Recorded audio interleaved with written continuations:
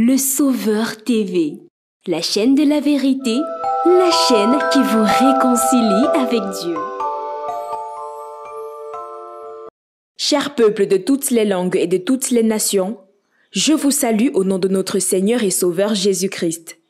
Aujourd'hui, nous verrons comment Dieu nous a définitivement délivrés du péché au moyen du sacrifice de Jésus-Christ. Selon la Bible, avant que l'homme ne vienne au monde, il existait et agissait déjà dans les reins de tous ceux qui l'ont enfanté, en sorte qu'il est comptable de tout ce que ceux-ci faisaient en bien et en mal. La Bible confirme ces choses dans Hébreux 7, versets 9 à 10, lorsqu'elle dit « De plus, Lévi, qui perçoit la dîme, l'a payé, pour ainsi dire par Abraham, car il était encore dans les reins de son père. » Romains 5, verset 19, de son côté martèle cette vérité, disant « Par la désobéissance d'un seul homme, beaucoup sont devenus des pécheurs. » Contrairement donc à ce que beaucoup croient, l'histoire de l'homme commence au jardin d'Éden et non à sa conception ou à sa naissance. C'est fort de cette évidence que la Bible définit la repentance comme étant le fait de reconnaître que l'homme est pécheur parce qu'il est le fruit des hommes et des femmes qui étaient eux-mêmes des pécheurs et qu'il péchera tous les jours de sa vie. Ceci fait donc que l'homme est pécheur depuis la chute d'Adam au jardin d'Éden à sa naissance et de sa naissance à sa mort. Oui, quand Adam mangea le fruit défendu, tous les hommes le mangèrent avec lui, étant dans ses reins, et lorsque nos ancêtres mentaient, volaient, tuaient, convoitaient, adoraient les idoles, nous faisions ces choses avec eux étant dans leurs reins. C'est pourquoi les hommes sont pécheurs et maudits depuis le jardin d'Éden.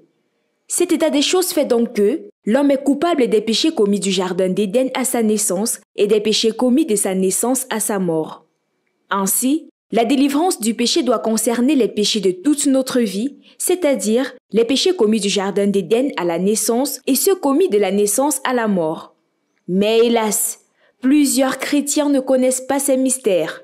Plusieurs croient que les péchés à résoudre devant Dieu sont les péchés commis depuis l'âge de la conscience. Pourtant, pour nous délivrer définitivement du péché, Dieu a tenu compte de toute notre vie et non d'une partie de notre vie. En effet, pour nous libérer des péchés de toute notre vie, Dieu a divisé notre vie en deux périodes. 1. La période allant de la chute d'Adam au jardin d'Éden à la conversion pour ceux qui deviennent croyants. Pour nous délivrer des péchés commis à cette période, Dieu nous a pardonnés par le sacrifice de Jésus, selon qu'il est écrit. Une mort est intervenue pour libérer de leur culpabilité les hommes qui avaient péché sous la loi. Hébreux 9, verset 15. Ainsi, ceux qui croient dans le sacrifice de Jésus sont pardonnés des péchés commis depuis le jardin à la conversion. Acte 10, verset 43. La deuxième période de notre vie court de notre conversion à notre mort. Pour nous délivrer des péchés qu'on commet à cette période, Dieu, au moyen du sacrifice de Jésus, nous a fait passer de la loi à la grâce pour que nous ne soyons plus coupables de nos actes devant lui. En effet, on est pécheur et coupable lorsqu'on est sous la loi. Mais quand on passe de la loi à la grâce, on n'est plus pécheur et coupable. On peut lire « Là où il n'y a point de loi, il n'y a point non plus de transgression. » Romains 4, verset 15. « Car le péché n'aura point de pouvoir sur vous, puisque vous êtes non sous la loi, mais sous la grâce. » Romains 6, verset 14. Avant que Dieu ait donné la loi à Moïse, le péché était dans le monde. Mais le péché n'est pas pris en compte quand la loi n'existe pas.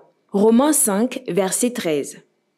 Avant que la foi vînt, nous étions enfermés sous la garde de la loi, en vue de la foi qui devait être révélée.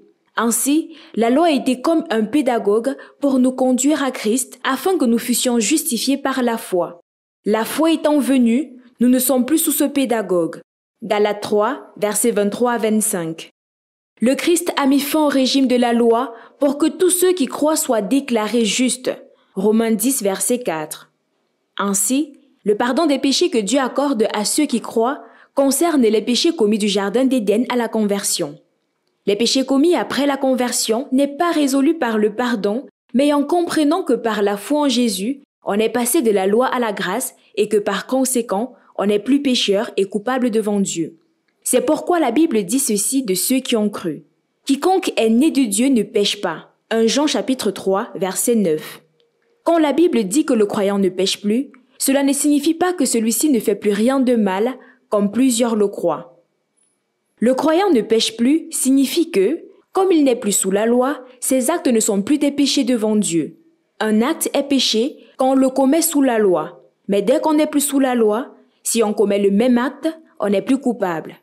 En conclusion, chaque croyant en Christ doit savoir que Dieu a pardonné ses péchés commis de sa chute au jardin d'Éden à sa conversion et l'a fait passer de la loi à la grâce pour qu'il ne soit plus pécheur et coupable des péchés qu'il commet après la conversion.